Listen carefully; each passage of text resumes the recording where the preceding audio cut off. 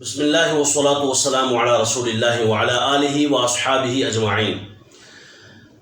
محترم سامعین و ناظرین، گھر کو آگ لگ گئی گھر کے چراغ سے۔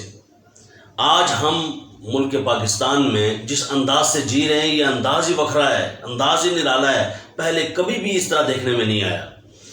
یعنی آپ صرف اس چیز کو دیکھ لیں کہ ختم نبوت پر لوگ لاہور میں، کراچی میں، پنڈی میں جلسہ کرنا چاہتے ہیں۔ وہ چاہتے ہیں ہم نبی آخر الزمان صلی اللہ علیہ وسلم کی عزت کی بات کریں، ناموس مصطفیٰ کی بات کریں، حضور علیہ السلام کی ختم نبوت کا لوگوں کے سامنے اظہار کریں، اور اپنے جذبات کا اظہار کرنے کے لیے، لوگوں تک صحیح فہم دین پہنچانے کے لیے جلسے کرنے سے اس لیے روکا جا رہا ہے کہ جناب کورونا داخل ہو گیا۔ جبکہ یہی کورونا تھوڑا عرصہ پہلے جب تھا تو ختم اس لیے کیا گیا کہ چند وہ روافظ جو شر پسند ہیں، فتنہ پرداز ہیں، نہ دوسروں کو مارنے سے جو ہے وہ باز آتے ہیں، نہ اپنے آپ کو مارنے سے باز آتے ہیں، ان کو خوش کرنے کے لیے کورونا ختم کر دیا گیا۔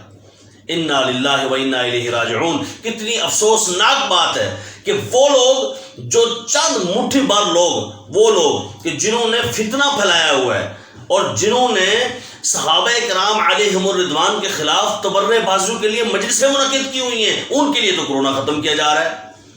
ہائے افسوس، جن کو اسکول سے چھٹی آپ نے دی ہے وہ باہر تو جناب بندر قلعہ کھیل رہے ہیں، وہ چڑی چھکا کھیل رہے ہیں، وہ مختلف چیزیں مل کے کھیل رہے ہیں، وہاں کورونا نہیں آ جائے گا۔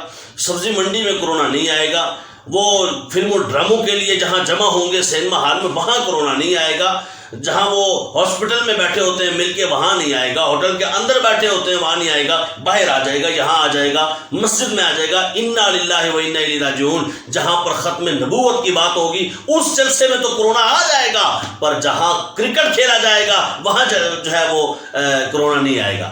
کیا کورونا نے کسی کے ساتھ کوئی کمٹمنٹ کی ہوئی ہے؟ کوئی کورونا نے کسی کے ساتھ وعدہ وعید کیا ہوا ہے کہ اس ٹائم اور اس لمٹ تک میں آ سکتا ہوں اور یہاں تک نہیں آ سکتا؟ اسلام کے لیے جہاں بات ہوگی وہاں کورونا آ جائے گا، نہ یہ بھی نہ کرو وہ بھی نہ کرو۔ پاکستانی میڈیا بھی کہے گا جناب وہ ٹیمیں آ رہی ہیں اور جناب پنڈی میں میچ کھیلا جائے گا، لاہور میں کھیلا جائے گا، تو وہاں لوگ 5000 یہاں آ سکتے ہیں، 4500 وہاں آ سکتے ہیں، تو یہاں 4500 کو کورونا کیوں نہیں لگے گا؟ کیا وجہ ہے؟ وہاں 5500 یا 5000 کو کورونا کیوں نہیں لگے گا؟ اگر 1000 بندے کے ختم نبوت کا، 2000 کے ختم نبوت کا جلسہ تمہیں منظور نہیں تو پھر بتاؤ ہم کہاں جائیں، کس سے انصاف تلاش کریں؟ کہ سارے شہر نے پہنے ہیں دستانے، ہر شہر والے نے اپنے اپنے نظام بنائے ہوئے ہیں، اپنے اپنے سسٹم بنائے ہوئے ہیں، دین والوں کے لیے مشکلات پیدا کی جاتی ہیں۔ یاد رکھیں، ہر مسلمان کے لیے یہ ختم نبوت پر پہنا دینا ضروری ہے۔